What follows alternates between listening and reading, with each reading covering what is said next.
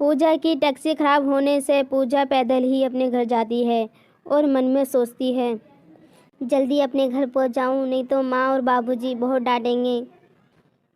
Phone करके भी नहीं बता रही माँ को, नहीं तो माँ मुझे बहुत डांटेंगी। पूजा अपनी माँ के डर से जल्दी जल्दी घर जाती है। वहीं पे पूजा को अचानक से चक्कर आ जाते हैं और पूजा गिर जाती है। पूजा बेहोश हो गई थी, पूजा को होश नहीं आ रहा था।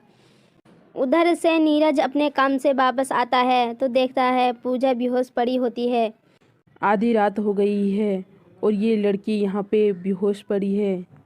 यहाँ आस-पास में कोई भी नहीं दिखाई दे रहा। इसकी मदद मैं कैसे करूँ? मेरे पास तो फ़ोन भी नहीं है जो मैं एम्बुलेंस को बुला लूँ। तभी नीरज की नज़र पूजा के फ़ोन पे पड़ती है।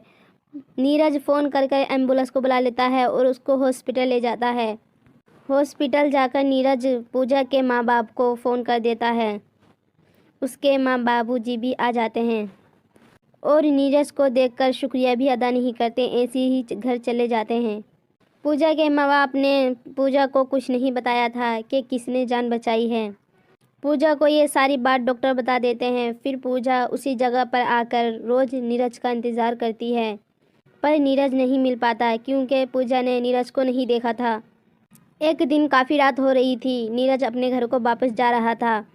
तभी पूजा मिल जाती है और बोलती है, क्या तुम्हारा नाम नीरज है? तुम नीरज हो? हाँ मैं नीरज हूँ। तुम्हारी तबीयत तो ठीक है ना अब? हाँ नीरज, मुझे आपका शुक्रिया अदा करना चाहिए था। तुम्हारी वजह से मुझे ज़िंदगी मिली है। मुझे आपके बारे में डॉक्टर ने बताया था, इसलिए मैं इसी जगह पर रोज़ तुम्हारा इंतज़ार करती हूँ। नीरज और पूजा रोज़ ही मिलने लगते हैं। एक दिन पूजा नीरज से बोलती है, नीरज मुझे तुमसे मोहब्बत हो गई है, क्या तुम मुझसे शादी करोगे? मुझे एक ऐसा हमसफ़र चाहिए जो मेरा ख्याल रख सके। उस दिन उस जगह पे कोई नहीं था, फिर भी तुमने इंसानियत के लिए मुझे हॉस्पिटल ले गए। नहीं पूजा, मैं ये शादी नहीं कर सकता। तुम इतनी अमीर हो और इतनी बड़ी कंपनी की मालिक हो। मैं एक छोटा सा गार्ड हूँ। मैं तुमसे शादी कैसे कर सकता हूँ पूजा?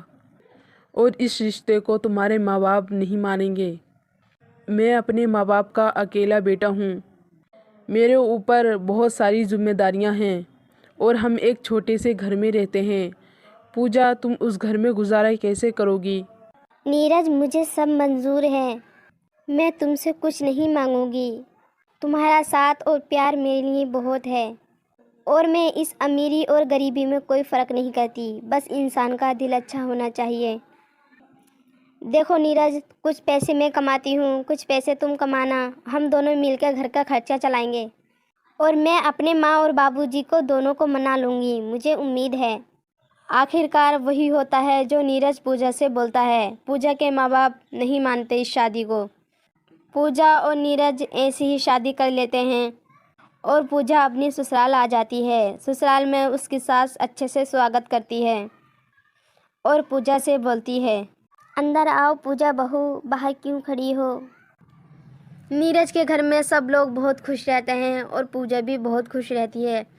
एक दिन पूजा नीरज से बोलती है, नीरज मैं ये सोच रही थी क्यों ना हम एक रूम हीटर मंगा लें, माँ और बाबूजी को भी आराम मिलेगा, ठंड बहुत हो रही है। हाँ पूजा, तुम सही बोल रही हो, पर अभी मेरे पास इतने पैसे नहीं जो मैं रूम हीटर ले आऊँ। कुछ दिन और रुक जाओ, मैं रूम हीटर ले आऊँगा। देखो ना पूजा, तुम अपने घर में कितने ऐशों से रहती थी और यहाँ पे तुम्हें एक रूम हीटर भी नसीब नहीं हो रहा। अरे नीरज जी, इसकी क्यों टेंशन ले रहे हो? मुझे ये सब मंजूर है और तुम्हारा प्यार और सब लोगों का प्यार मुझे यही चाहिए था। पता है माँ और बाबूजी भी मुझसे कितनी मोहब्बत करते हैं, हर वक्त मेरा ही ख्याल रहता है उनको। नीरज मेरे पास जो पैसे हैं मैं उन पैसों से रूम हीटर मंगा लेती हूँ, ये पैसे भी तो तुम्हारे हैं। तुम्हारे काम के पैसे और मेरे काम के पैसे सब एक ही तो हैं। फिर पूजा एक रूम हीटर मंगा लेती है। उस हीटर से पूरे घर में गर्माही हो गई थी। एक दिन पूजा की माँ पूजा के बाबूजी से बोलती हैं, सुनो जी, मुझे पूजा की बहुत याद आ रही है, चलो क्यों ना हम उसके घर जाके देखें हमारी बेटी किस हाल में रह रही है। वो लोग हमारी बेटी को परेशान तो नहीं कर रहे, पता नहीं वो उस गरीब घर में कैसे रह रही होगी। घर में तो इतने नखरे दिखाती थी। फिर पूजा के माँ और बाबूजी पूजा के घर आ जाते हैं। पूजा के घर में मेल मोहब्बत देखकर पूजा के बाबूजी खुश हो जाते हैं और पूजा से बोलते हैं, पूजा बेटा, तुम यहाँ ठीक तो रह रही हो ना? कोई परेशानी तो नहीं तुम्हें? और ये रूम हीटर शायद तुमने ही मंगाया होगा। इन लोगों के पास तो इतने पैसे भी नहीं होंगे। नहीं बाबूजी, ऐसा नहीं है, ये नीरज जी लेके आए हैं। बाबूजी ऐसा कुछ नहीं जैसा तुम लोग समझते हो। मैं इस घर में बहुत खुश हूँ। हर जगह पैसा नहीं चाहिए बाबूजी। नीरज जी भी मुझसे बहुत मोहब्बत करते हैं और घर में सब लोग मेरा बहुत ख्याल रखते हैं। बेटा, तुम ये झूठी तारीफ तो नहीं कर रही? देख लेना, अभी बता दो, मैं दूसरी जगह शादी कर दूंगा और बहुत अच्छे ख़ानदान में शादी करूंगा तुम्हारी। नहीं बाबूजी, मैं आपसे झूठ क्यों बोलूँगी। मैं सच में बहुत खुश हूँ इस घर में।